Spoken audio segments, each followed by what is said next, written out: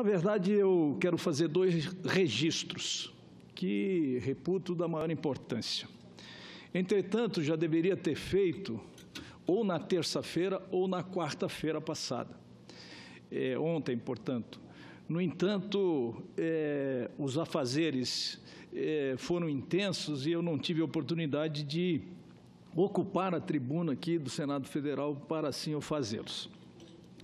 E quero recorrer ao ilustre jornalista Marcos Bedin, num artigo que publicou a respeito da Chapecoense, intitulada Chapecoense, um ano de dor.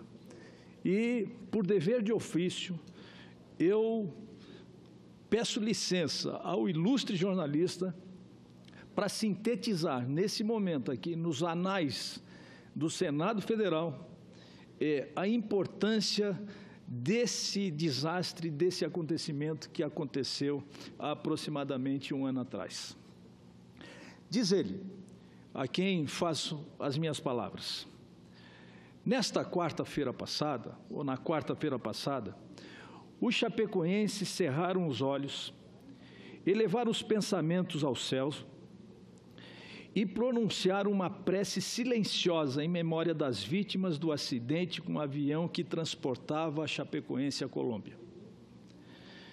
Quantas emoções cabem efetivamente em um ano? É pouco tempo para a fenda cicatrizar. Ainda nos assombra a tragédia, a ausência desses jogadores, desses dirigentes, técnicos, empresários, tripulantes, jornalistas, que constituem um capital humano cuja perda jamais será reparada. Passamos por várias fases do choque, da revolta e da reação.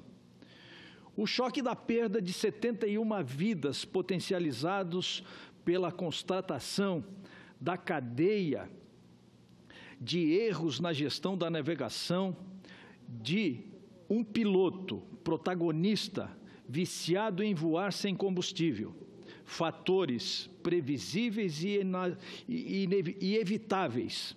Aliás, o fato de a Chapecoense catalisar a admiração de boa parte do país com esse clube jovem, despretensioso, e que vivia fase excelente no comando do presidente Sandro Palaoro e do técnico Caio Júnior.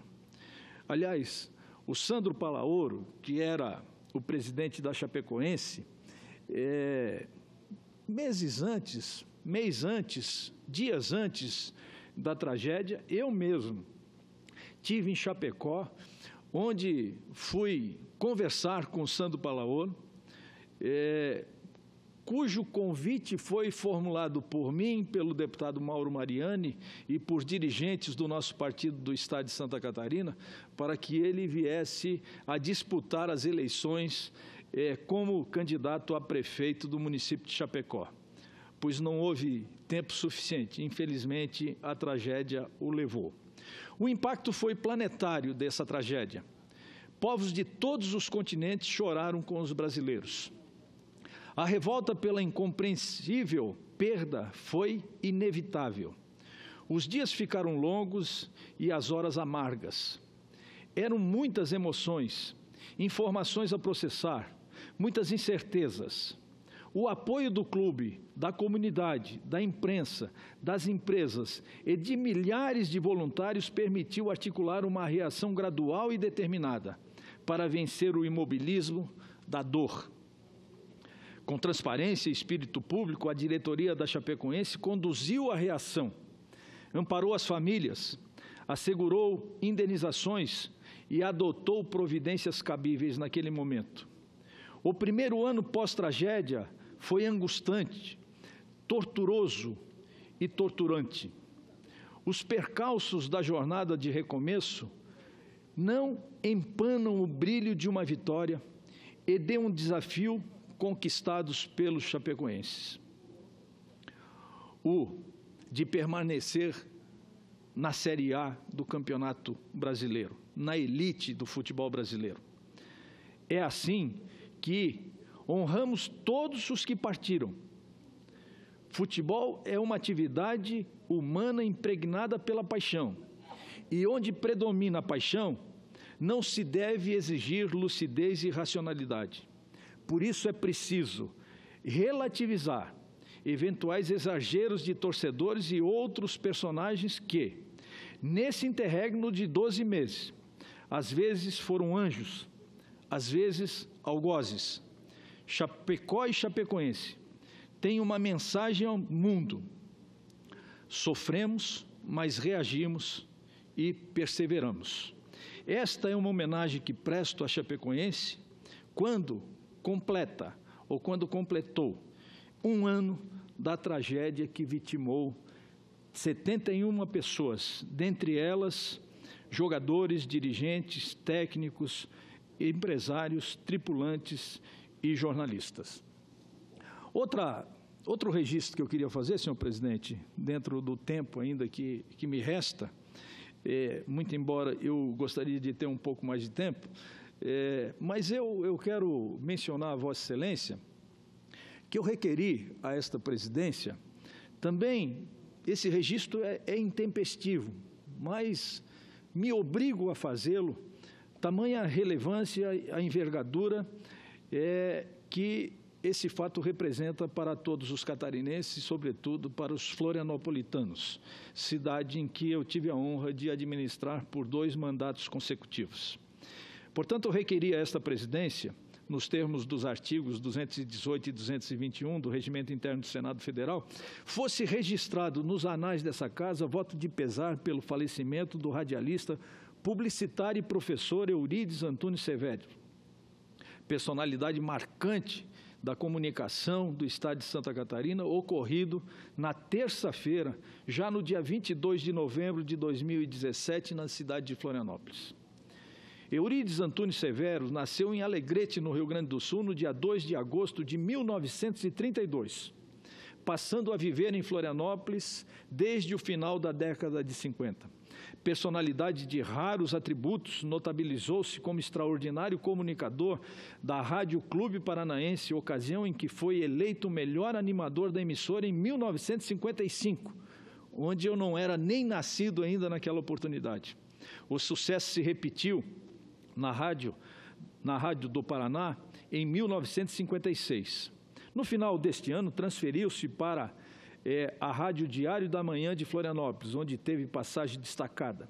Em seguida, trabalhou na Rádio Diário como locutor, radioator, produtor, apresentador de programas de auditório, repórter e locutor noticiarista.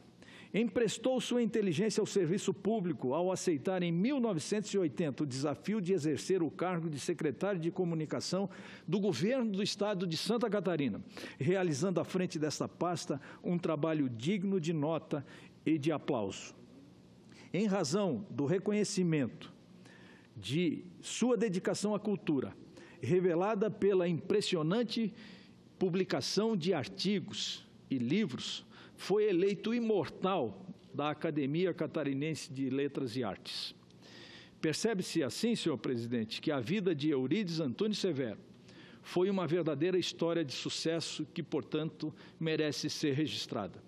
Nesse momento, então, ainda de profunda consternação, externo os meus sentimentos aos seus entes queridos e gostaria de deixar registrado nos anais da mais elevada Casa Legislativa do país o nosso reconhecimento a um dos jornalistas mais importantes do estado de Santa Catarina.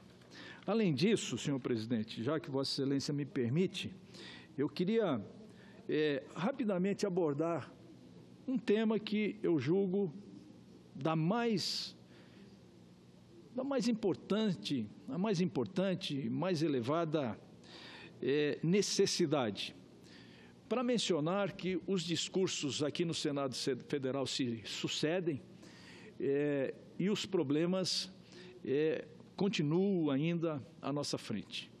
E eu percebo que a situação é complexa ainda do Brasil, as opiniões são divergentes, percebo ainda que o país encontra-se dividido e o cenário atual continua sendo de tempos difíceis. Nós estamos vivendo, na minha opinião, o fim de um ciclo. E queria fazer um registro, muito rapidamente, no tempo que Vossa Excelência me permite, de que, como presidente da Comissão Mista de Orçamento, tenho uma elevada tarefa pela frente. Uma responsabilidade enorme pesa sobre os meus ombros, principalmente num momento como esse que nós estamos vivendo, onde os recursos são escassos e as demandas são emergentes.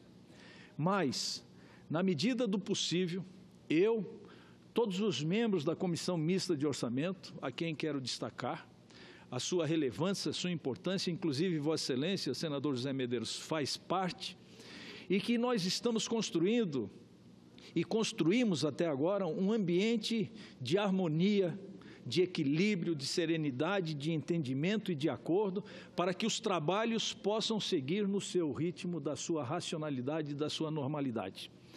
Evidente que reconhecendo as dificuldades, sobretudo orçamentárias, uma vez que estamos vivendo ainda a maior crise da nossa história, as demandas estaduais e municipais são muito grandes e a capacidade que nós temos no orçamento de oferecer uma resolutividade para isso é pequena.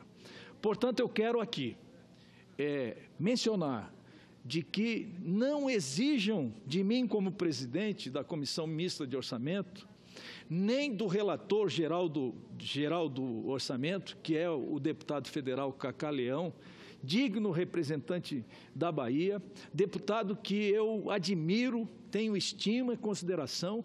Quero ressaltar aqui a sua capacidade, a sua desenvoltura e também o seu espírito dinâmico e democrático, como tem recebido as demandas para que efetivamente possam fazer parte de um contexto que, no final, possamos elaborar uma peça orçamentária que seja a mais adequada possível para os brasileiros e para as brasileiras.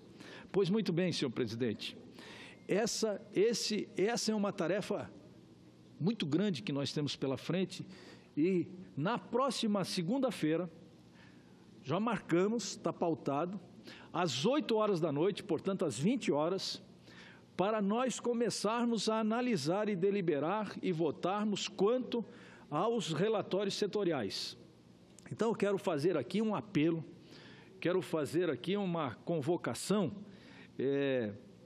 convocação não, porque não faz parte do meu vocabulário, quero fazer uma solicitação para que os membros da Comissão de Orçamento, sejam deputados e deputadas, sejam senadores e senadoras, possam estar presentes já na segunda-feira à noite para nós começarmos a deliberar os relatórios setoriais que são pré-requisitos para a elaboração final da peça orçamentária que será votada pela Comissão Mista de Orçamento e depois virá ao Congresso Nacional.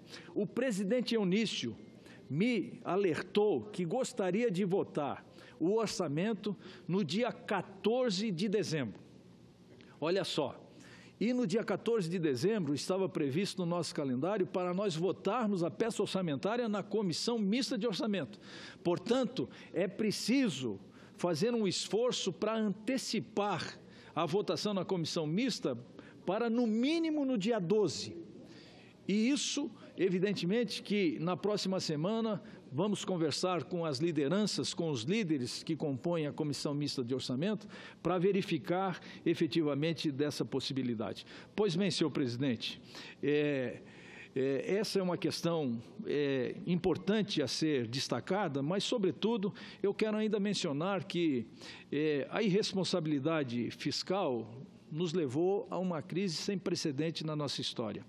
O corporativismo público e privado, porque a questão hoje, o que nós percebemos é que o corporativismo não é só público, muito pelo contrário, o corporativismo privado também tomou conta do Brasil. Os governos se apresentam de forma burocrática e ineficiente, a insegurança jurídica faz parte do dia a dia das nossas organizações, os privilégios, então, nem se falam, como a gente pode perceber, são cenários que precisam ser corrigidos. nessa correção, nós certamente avançamos bastante aqui nesse último ano com relação às chamadas reformas. Se não foram aquelas reformas, senador José Medeiros, que todos nós gostaríamos que fossem realizadas, mas foram aquelas que foram possíveis ser realizadas no tempo que nós efetivamente fizemos. O que eu queria destacar, a reforma da educação, na minha opinião, ela foi importante e fundamental. A PEC dos gastos estabeleceu um novo paradigma com relação aos gastos públicos. A reforma trabalhista também foi importante, a reforma política também foi importante. Se essas não são as reformas ideais, mas elas foram importantes e suficientes para restabelecer a credibilidade dos agentes econômicos, sejam eles nacionais ou internacionais, e a economia já dá uma demonstração importante de crescimento econômico. Nós saímos da recessão e estamos entrando na era do crescimento econômico. Inclusive, existem alguns economistas, senhor presidente,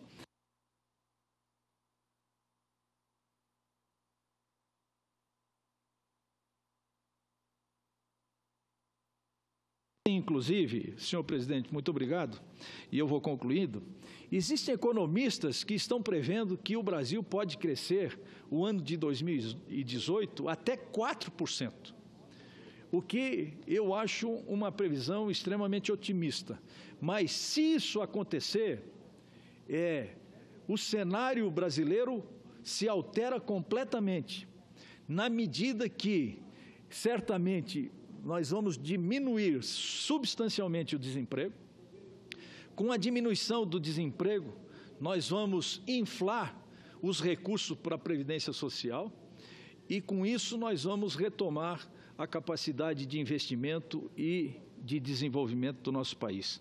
Portanto, a outra reforma que está na pauta do dia e em discussão é a reforma da Previdência.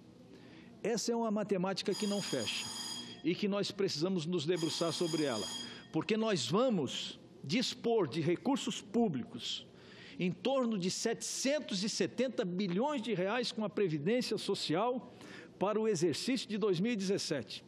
Desses, cerca de 260 bilhões de reais é de déficit, tanto do déficit público quanto do déficit privado.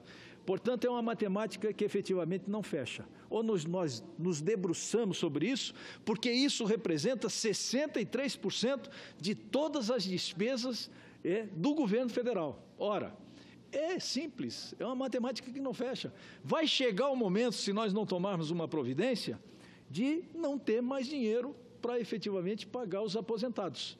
Como, diga-se de passagem, já está acontecendo em alguns estados, já aconteceu em alguns estados, está acontecendo, sobretudo, no estado do Rio de Janeiro. E que nós precisamos nos antecipar a essa problemática que é extremamente preocupante para o futuro do Brasil. Portanto, agradeço a Vossa Excelência, era o que eu tinha a relatar no dia de hoje.